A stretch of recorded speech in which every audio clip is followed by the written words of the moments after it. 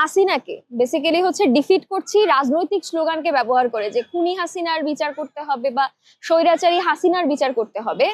সেই 5 তারিখের গণভবনের থেকে ব্যাক করার পরে সেটা একটা যৌন আক্রমণে পরিণত হয়ে গেছে, যে হাসিনাকে কখনো কখনো মোদির বিছানায় পাঠিয়ে দেওয়া হচ্ছে। মানে একজন নারীকে একটা যৌন বস্তু হিসেবে উপলক্ষ করে তাকে যে আক্রমণটা করা হয় সেটা করা হচ্ছে, এবং এটা কারা করছে বলা উচিত না, তবে হচ্ছে যে এটা অধিকাংশ ক্ষেত্রেই সেই হুজুর পার্টি বা সেই বড় বড় লেবাসধারী পার্টি, তারা হচ্ছে এই আক্রমণগুলো করেছে।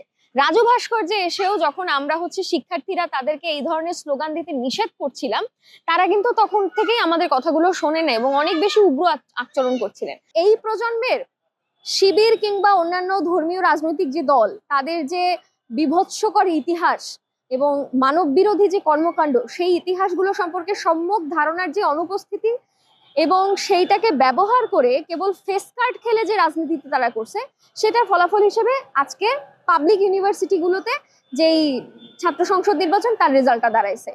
ফলে এখান থেকে হয় কি, যে আমাদেরও একটু শিক্ষা নেওয়ার বিষয় আছে, যে কেন নারীরা হচ্ছে মানে হায়ারার্কির যে টপগুলো, মানে টপ লিডারশিপের জায়গাগুলো থাকে, সেখানে কেন আসতে পারে না। এক হচ্ছে একটা প্রচারণা এরকম অবশ্যই আসছে, এখনো চলে, যে নারীদের হাতে কখনো শাসনভার ছেড়ে দেওয়া উচিত না। মানে নারীরা দেশ শাসন করলে দেশ জাহান্নামে পরিণত হবে, নারীরা শাসক হলে নারীরা জাহান্নামী হবে। মানে এই প্রচারণাগুলো কিন্তু আসলে ছাত্র সংসদ নির্বাচন চলাকালীন সময় থেকেই ছিল। এখন যতটা ডিরেক্টলি বলতেছে, ওই সময় এগুলো আস্তে আস্তে করে ডোজ দেওয়া হয়েছে।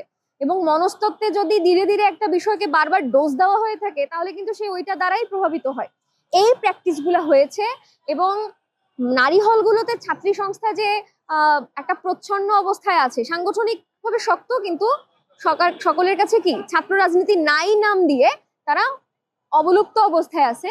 তারা হচ্ছে বেসিক্যালি এই নারী শিক্ষার্থীদেরকে এই গ্রুমিংটা করছে, যে নারীদের কেন হচ্ছে টপ লিডারশিপে যাওয়া উচিত না, কিন্তু আবার হচ্ছে এই সময়ের সাথে তাল মেলানোর জন্য তারা কিছু কিছু পোস্টে হচ্ছে নারীদেরকে ছেড়েও দিচ্ছে। এই ধরনের প্র্যাকটিসও কিন্তু তারা আছে।